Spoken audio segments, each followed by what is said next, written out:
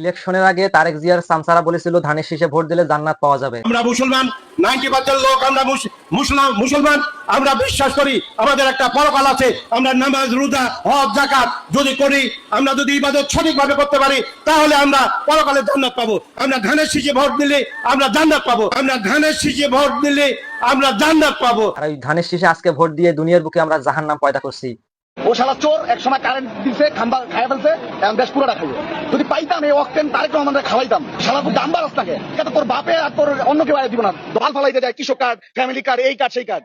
শালা একটা বুয়া বাটপার। মোটর সাইকেলে তেল নিতে গেলে সিরিয়াল দিয়ে তেল নিতে হচ্ছে। কোনো জিনিস কিনতে গেলে সেখানে দ্বিগুণ মূল্য দিয়ে কিনতে হচ্ছে। আলুর দাম বাড়ছে, বেগুনের দাম বাড়ছে, সপ্তাহে সবজি দাম আর টাকা বাড়ছে। এটাই হচ্ছিল তার প্রতিদান। ভোট নেওয়ার আগে যেসব কথা বলা হয়েছিল আর ভোট দেওয়ার পর সেসব কথা উল্টিয়ে গেল। এ ভাই চুপ করতে হবে, নাহলে তোরা এক বক্তব্য দে, আমি যাই। হ্যাঁ, তোরা এক বক্তব্য দে, আমি যাই। চুপ, একদম চুপ।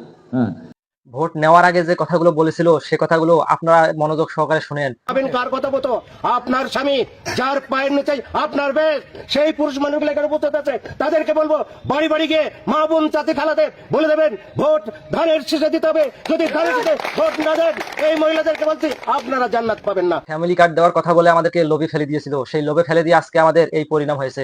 তোমরা যে এখানে আসিলা বাবা তারেকের মতো, তুমি এখানে যাওগা, তুমি দেড় সালের মতো লোক না। তোমরা দেড় সালাতে যদি না পারো, সেনাবাহিনী দেশটা চালাক এক বছর গেলে দেখছেন বাটপার সিটার যা আছে সেনাবাহিনী পারবো করতে বললে। আর সুর বাটপার দ্বন্দ্ব নিধন করা আর কোনো লোক নাই। তোমরা সবাই চোর, তো চোর তো রইবা কেমনে? কোন সরকারটা চুরি না করে গেছে, এই পর্যন্ত ঝাড়ুবিদার বাড়ি না খেয়ে গেছে? একের আয়ুব খান ছাড়া আর জিয়া রহমান ছাড়া কোন সরকারটা জুতার বাড়ি ঝাড়ুবিদা পুষ্টাবাতি খাইয়া বলাইছে? তো যাই হোক, আমরা এগুলি করেন না, আমার বিশ্বাস হয় না তুমি দেশ চালাইতে পারবা। ফ্যামিলি কার্ড পাওয়ার আশায় তাকে একাধিক পরিমাণ ভোট দিয়ে জয়যুক্ত করে দিয়ে আজকে আমাদেরকে নিজের পাশায় নিজে বাজ দিতে হচ্ছে। এটাই হলো দেশের সততা এবং দেশের নির্বাচন। এইরকম নির্বাচন যদি সারা জীবন হতে থাকে তাহলে কখনো জনগণ বাঁচতে পারবে না। জনগণদেরকে বাংলাদেশ ছেড়ে একসময় পালাতে হবে, তাদেরকে এই দেশটি ছেড়ে দিয়ে। তাদের যে বক্তব্যগুলো শোনা যাচ্ছে, এই বক্তব্যগুলোর সাথে বর্তমান জামানার কোনো কিছুই মিলতেছে না। তাদের বক্তব্যতে ছিল ফ্রেস্তার মতো কথা। যেখানে ফ্যামিলি কার্ড দিয়ে আমাদেরকে উপকার করার কথা বলা হয়েছিল, সেখানে আজকে ফ্যামিলি কার্ডের কথা বলে বাঁশ দেওয়া হচ্ছে। প্রত্যেকটা পরিবারেতে ফ্যামিলি কার্ড দেওয়া হবে এই কথা বলেছিল, আর আজকে প্রত্যেকটা পরিবারে বাঁশ দিচ্ছে অচলা, কোনো কথা হচ্ছে না। এরকম বিষয়গুলো জানতে হলে অবশ্যই চ্যানেলটিকে সাবস্ক্রাইব করে নেবেন আর ভিডিওটি শেয়ার দিয়ে 10 ভাইকে দেখার সুযোগ করে দিবেন। ভালো থাকবেন, সুস্থ থাকবেন, দেখা হবে পরবর্তী ভিডিওতে।